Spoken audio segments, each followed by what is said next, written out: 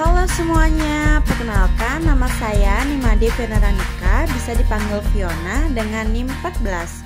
Di sini saya akan menjelaskan mengenai tumbuhan kelapa.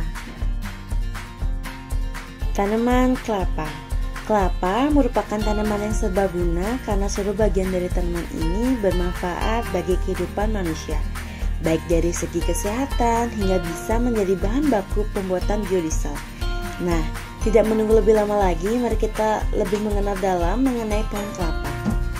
Tanaman kelapa memiliki klasifikasi sebagai berikut: Kingdom Plantae, divisi Spermatophyta, kelas Liliopsida, subkelas Aricidae, ordo Aricales, family Aricaceae, genus Cocos, spesies Cocos nucifera.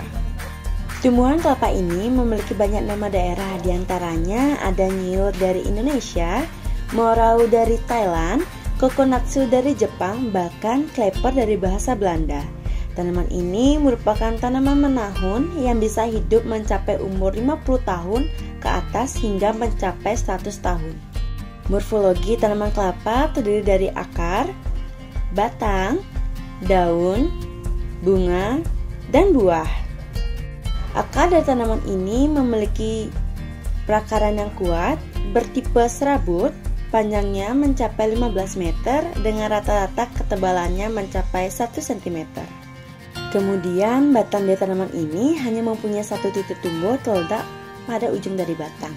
Hal ini menjadi alasan mengapa tumbuhnya batang selalu mengarah ke atas dan tidak bercabang.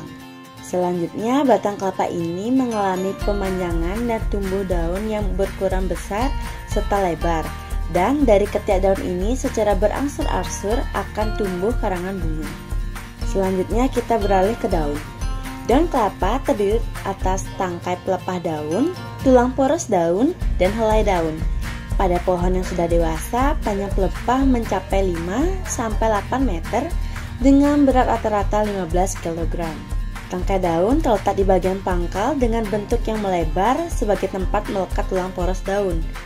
Daun dari tumbuhan ini bersirip genap dan memiliki tulang yang sejajar dan helai daun yang berbentuk menyirip. Pada dasarnya, bunga kelapa tergolong monoecious atau rumah satu dan memiliki bentuk seperti bunga tongkol yang dibungkus laput upih yang keluar dari sela-sela pelepah daun. Bunga akan terbuka, kemudian upihnya mengering lalu jatuh. Upih yang kering dan jatuh ini dinamakan dengan mancung.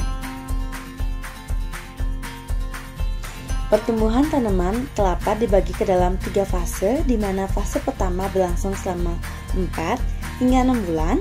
Pada fase ini, bagian tempurung dan serabut hanya membesar dan masih lunak, dan lubang embrionya juga ikut membesar dan berisi air penuh. Kemudian pada fase kedua berlangsung selama 2 hingga 3 bulan yang ditandai dengan tempurung yang menebal tetapi belum keras, dan yang terakhir adalah pada fase ketiga, di mana pada fase ini putih lembaga atau endosperm sedang dalam penyusunan yang dimulai dari bagian pangkal mulai terbentuknya lembaga. Warna tempurung berubah menjadi coklat kehitaman dan bertambah keras.